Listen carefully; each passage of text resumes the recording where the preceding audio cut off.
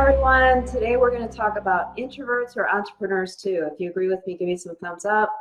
I'm going to give you some tips for introverts that want to go from employee to entrepreneur. We're going to talk about research, famous introverts that are entrepreneurs, and much more. If you don't know me, I'm Caroline. I'm the founder of Corporate Escape Artist, and I'm a coach that helps corporate professionals transition from working for someone else to starting their own businesses so they can finally feel the freedom and that flexibility that they've been craving for so many years.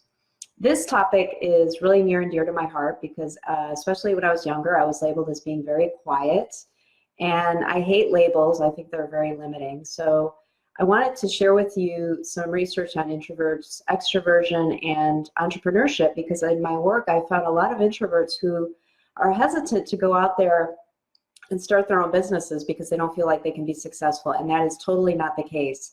And I'm going to give you some tips and give you some examples of famous introverts who are entrepreneurs as well. So to start off with, introverts and extroverts, these terms were introduced in the 70s by Carl Jung, and introversion is, these terms aren't meant to be mutually exclusive. It's a spectrum. So there's no one who's a total introvert or a total extrovert. You're usually somewhere in between.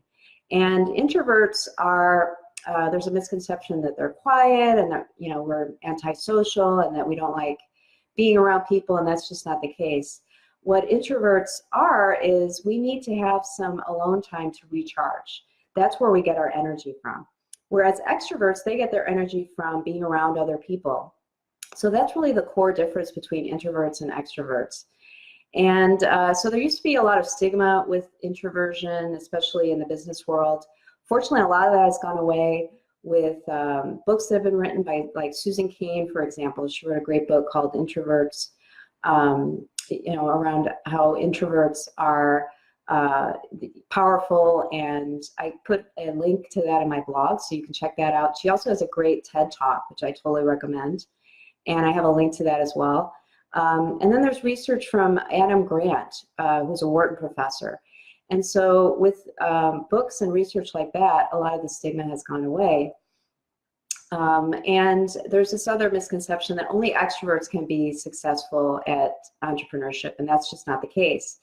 There's a lot of successful introverts who are entrepreneurs. Warren Buffett is an example, Bill Gates, J.K. Rowling, and even Elon Musk. I was really surprised to see that he is a self-described introvert entrepreneur. He is quoted as saying that he had to really work to practice his public speaking as a CEO so that he wouldn't basically stammer in front of people, because that's not what CEOs do.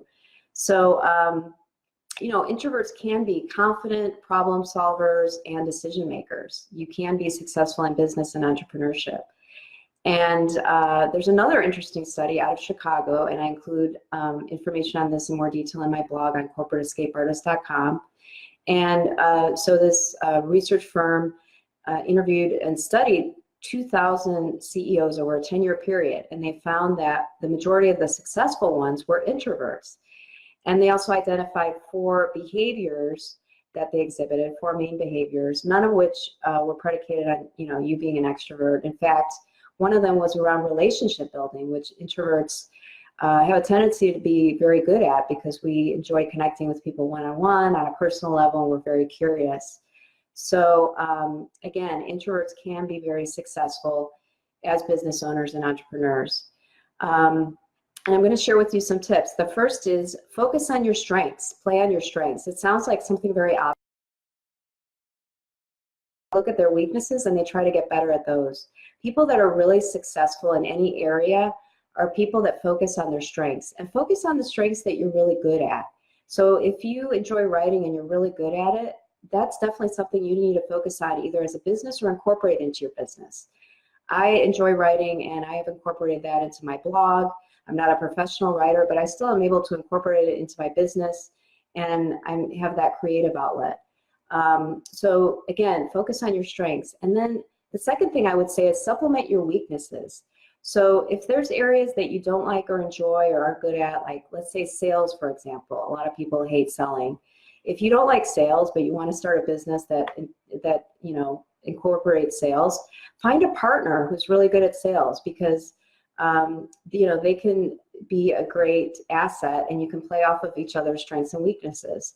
Another thing you can consider, if there's areas that you're not good at or you don't enjoy, get freelancers, get consultants, outsource that stuff. You don't have to do everything yourself. Accounting is a perfect example.